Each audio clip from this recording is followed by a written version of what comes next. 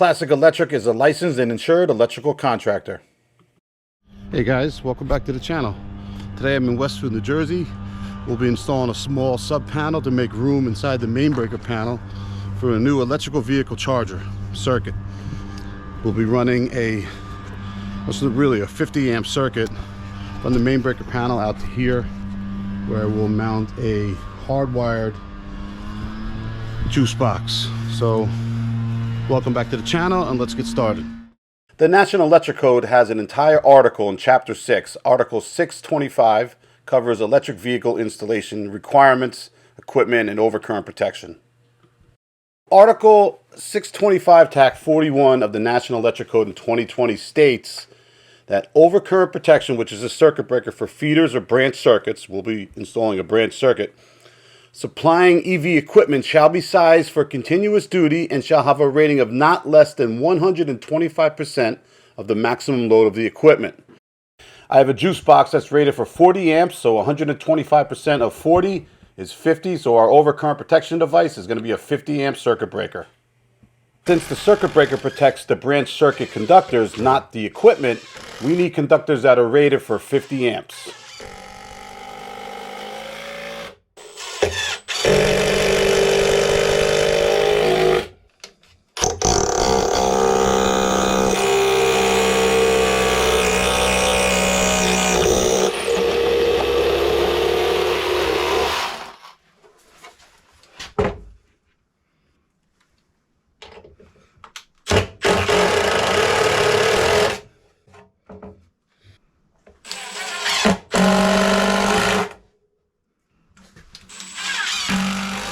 I'm going to be installing a 40 amp, 240 volt supply to this 6-circuit main lug only panel, and I'll be relocating 4 circuits from the main breaker panel to make room for the 2-pole breaker for the new sub panel and a 2-pole breaker for the electric vehicle charger.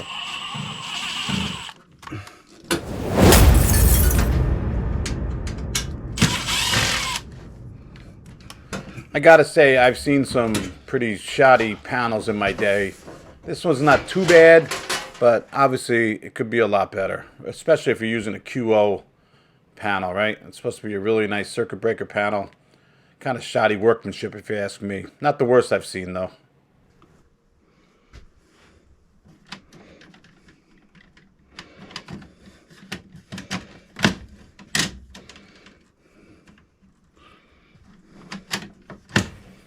So I have to check and see which wires are actually going to reach into the new sub panel and which ones make sense to relocate. I know that sounds kind of weird, but how am I going to get this done the quickest and the most efficient way is what I'm looking for right here. I don't want to have to put in the junction box. There's actually going to be more time and labor and probably more materials. So I'm using my time wisely here to figure out which wires are going to be easy to access and disconnect from the ground bar and the neutral bar, and of course from the circuit breakers. I finally come across 4 circuits and they get relocated, as you'll see shortly.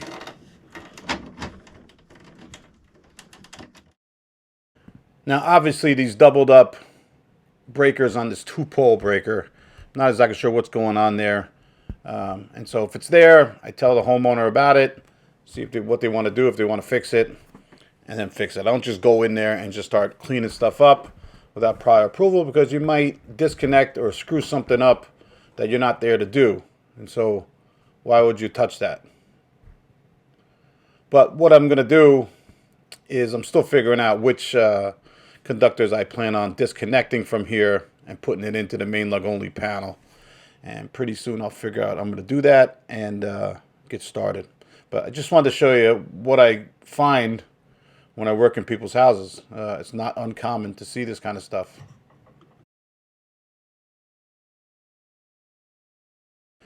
So now I know which circuits I'm going to be removing. It's actually 3 12-wire circuits and 1 14-wire circuit. And if you see in the middle of the screen at the top, there's 2 baby blue looking 12 wires. Those are 2 of them that we're going to be relocating.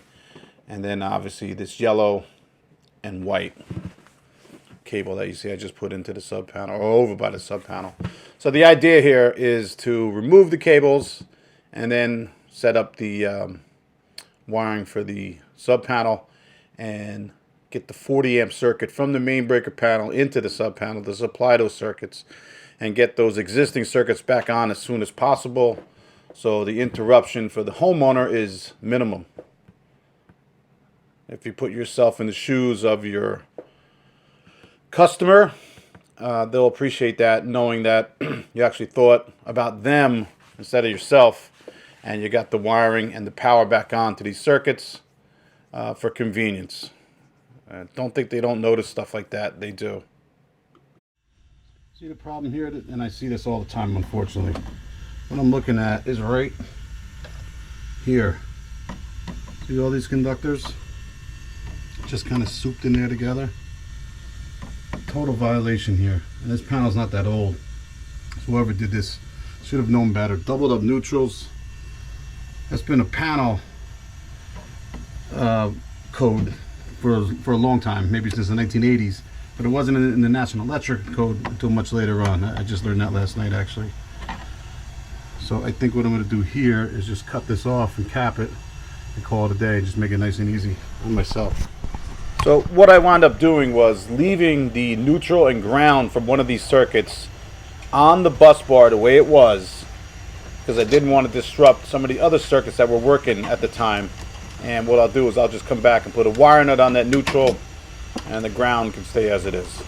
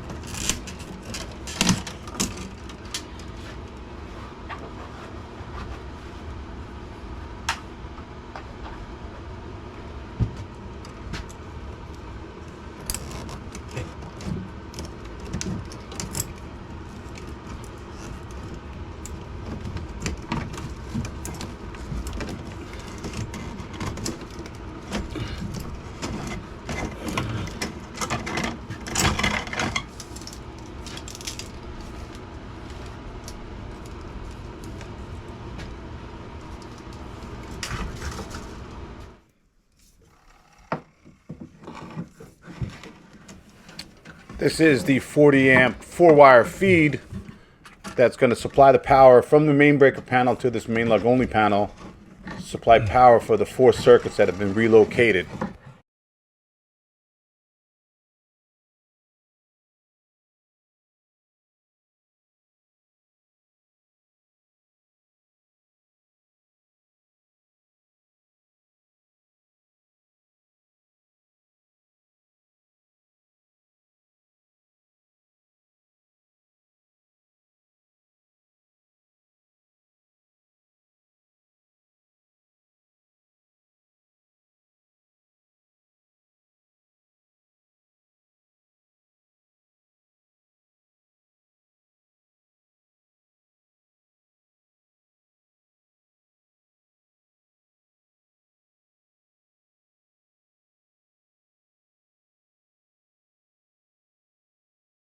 When you're cutting back the sheathing on a cable like this, you just really want to just score it.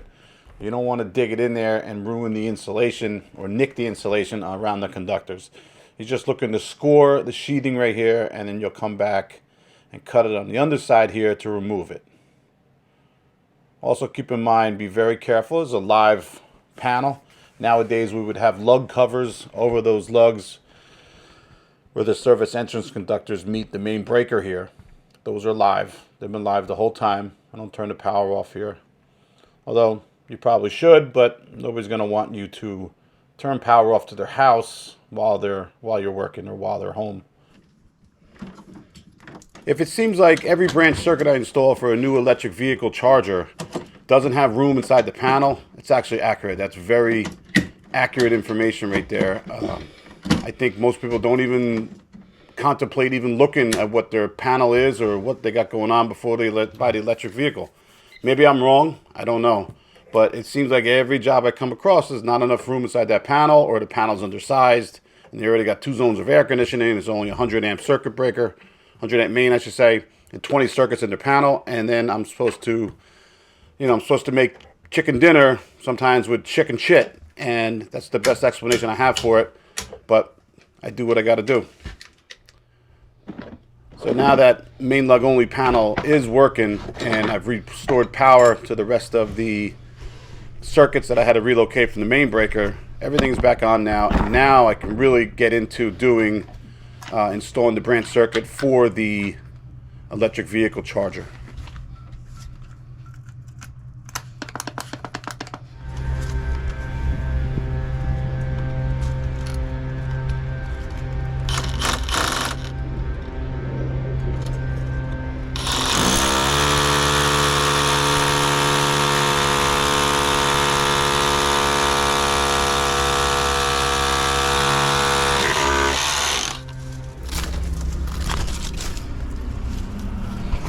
So that time it was perfect.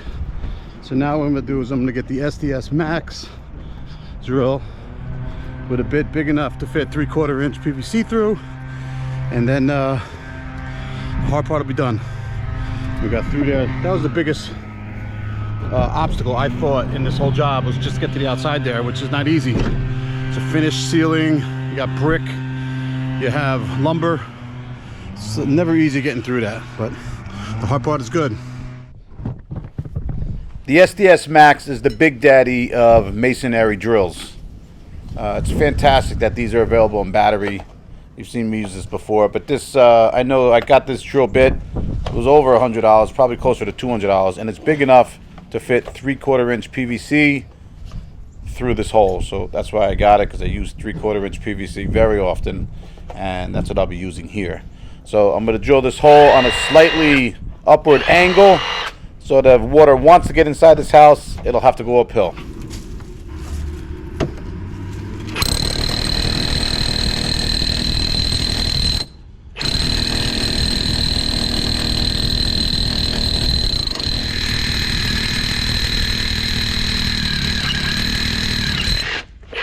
Once I get through the brick, next I have to go through the lumber, the rim joist, and I use a 1 1/8 inch paddle bit to do the trick here.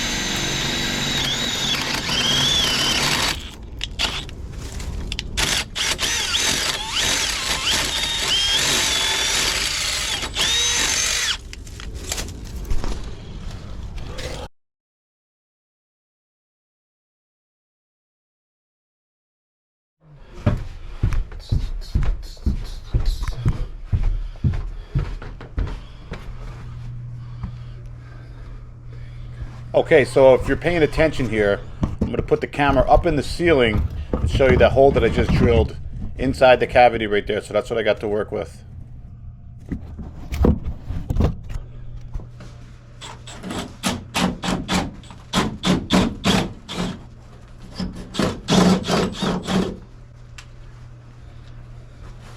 So if you notice the access panel, I got 2 access panels here, one on my right and one on my left.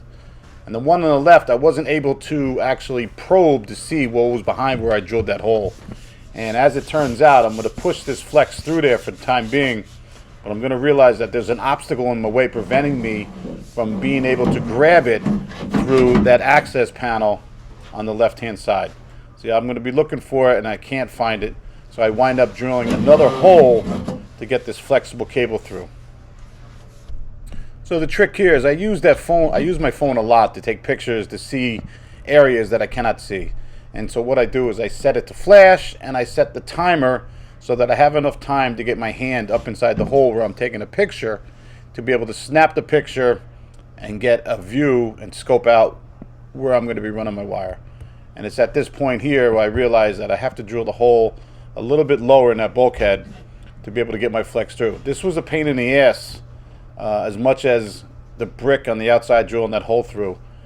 Getting this flex from where you see it in the upper right hand corner there to behind me.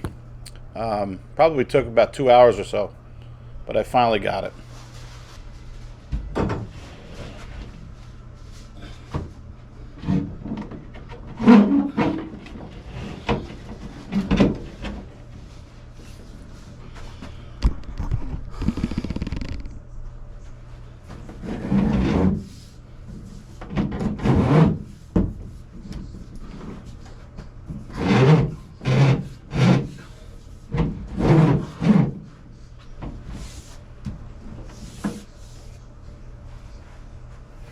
What I'm trying to do here is get this flex over to a junction box where I'm going to join the 6-3 cable and this flex and put a junction box up in the ceiling.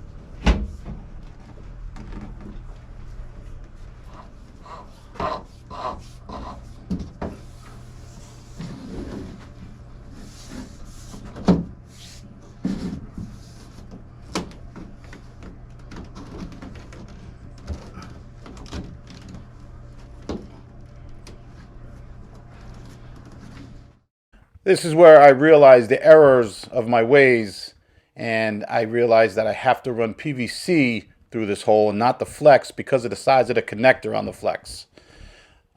Also here, I need to put in a PVC LB because the box on the wall that's going to join the JuiceBox is on my adjacent wall to my right. And so I have to retract my steps here and start over pretty much.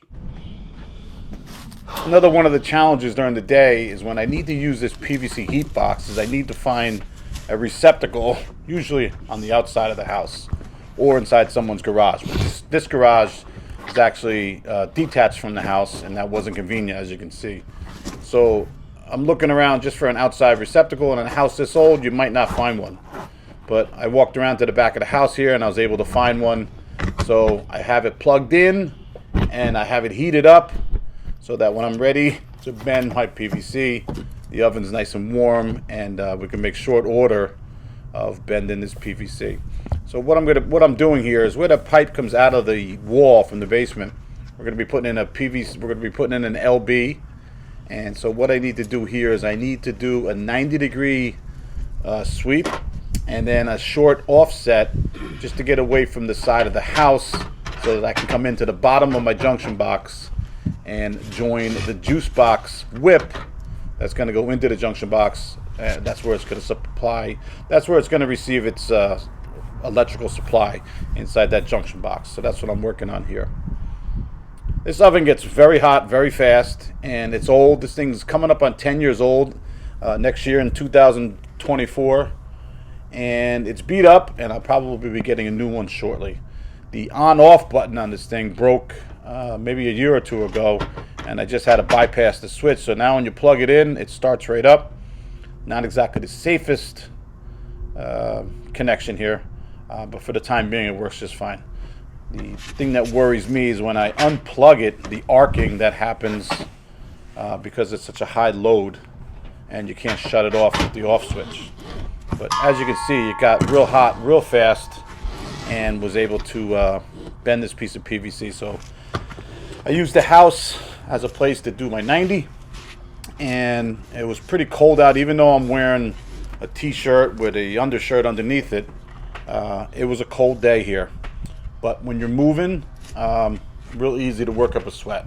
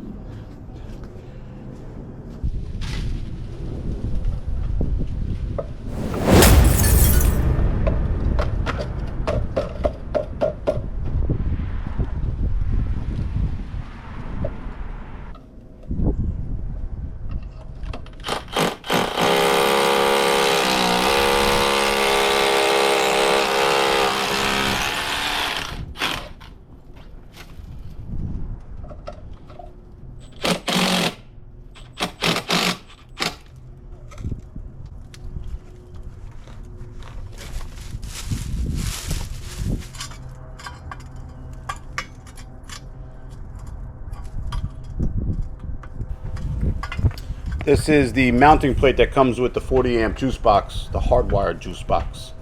So I'm just going to mark it here where I need to drill some holes to mount this mounting block to the brick.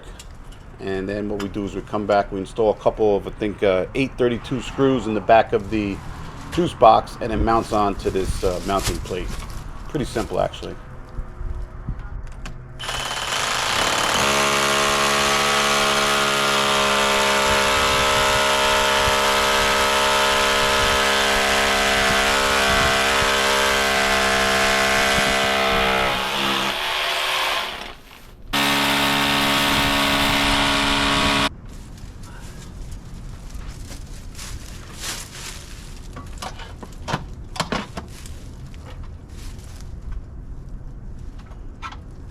The juice box gets mounted with the two 832 screws on the back, and then that set of keys on the side there at the bottom, that locks it into place.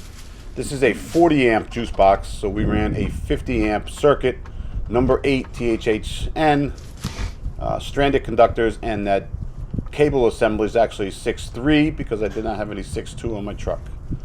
And I know some people are going to say, well, why didn't they get a 60 amp charger or charge at 48 amps? Why didn't they do that? Because this is what they presented me with. This is what they bought, and this is what the homeowners wanted me to install. And so we got the permit, and we're going to get an inspection, and this is going to be a permitted installation. Whether or not they want to get a 60 amp charger or a 50 amp or a 40 amp or a 32 amp, that's up to them. I put in what the customers asked me to put in. So that should put an end to any of those ridiculous questions I see in the comments.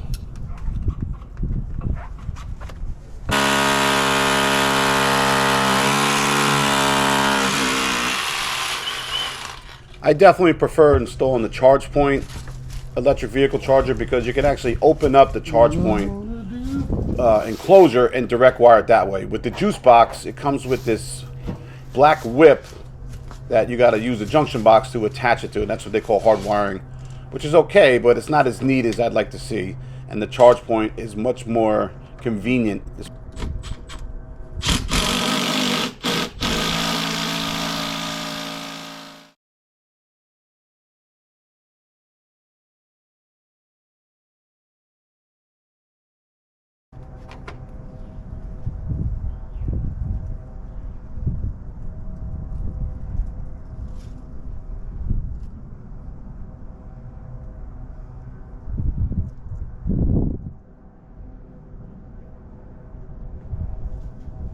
I would have liked to have stayed another couple hours and finish up this job, but I have a group of apprentices in Somerset waiting for me, so this was the end of the first day, and I came back the following morning to pull the conductors.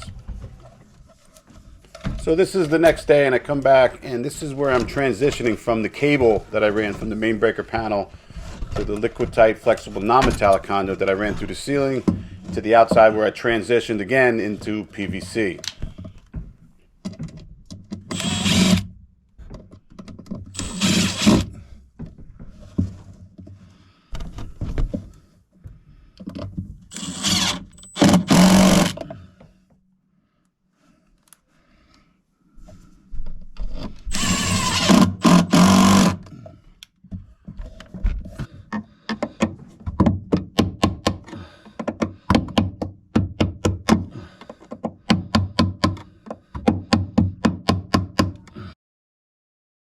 This is where I'm transitioning from the cable assembly to the THHN conductors. The cable assembly you see there in the white is good for 55 amps. It's Romex. So you use the 60-degree column of table 314 Tech 16A.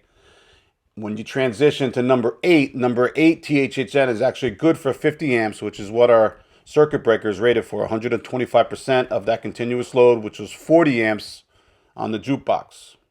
I'm sorry, the juice box. So you want to make sure you're using the right ampacity conductors for your entire run, and here this is a code compliant installation.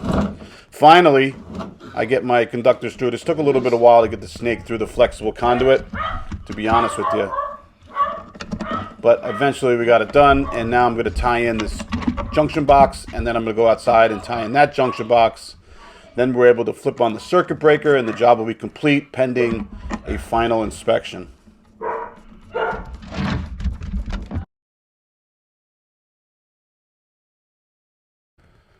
I'm using what's known as butt splices right here. This is copper to copper.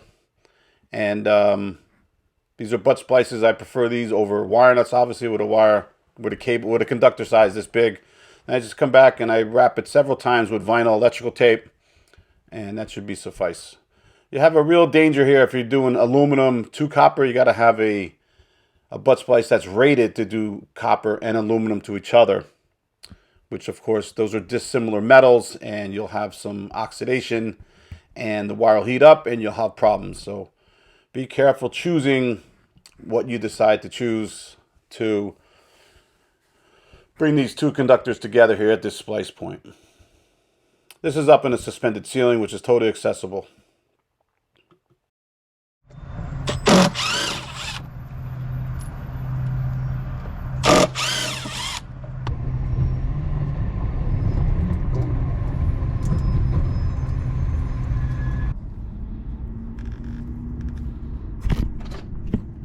Anytime you have like a short run like this, and this is less than 10 feet from this LB to the junction box, you're able to just push the conductors right through here like this, no problem. Once you get to the end, try not to kink the conductors and just push them through one at a time. And this becomes a good job just by doing that, and cover up that plate. Make sure there's enough wires inside the box.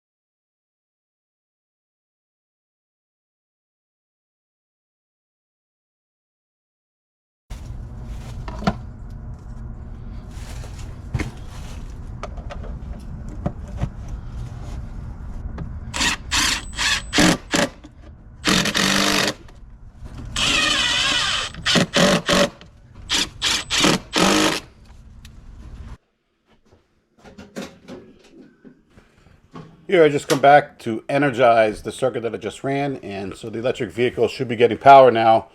But while I'm down here in this mechanical room, I'm going to label the circuits that I just installed so it's clearly identified for the homeowner should they need to turn these circuits off or later on for maintenance. It's required by the National Electric Code to identify the circuit. So any new circuit that I install, I always make sure I identify it here at the panel. And then for the electrical vehicle equipment, usually I put a sticker that's weather tight. This particular Brother P-Touch label maker, the label cartridges are actually weather tight. So what I'll do is I'll label the circuit number on the vehicle charger as well, just so there's so it's clearly identified. There's no doubt that you're turning off the right circuit should you need to work on that circuit.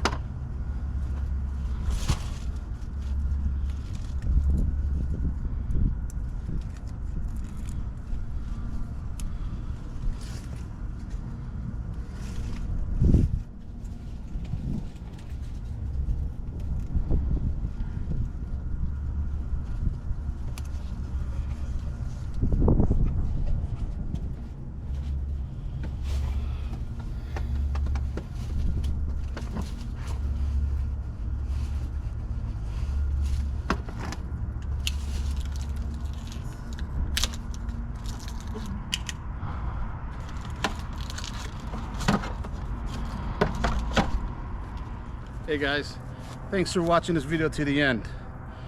I got more videos that you can watch here and here. Thanks for watching. We'll see you on the next one.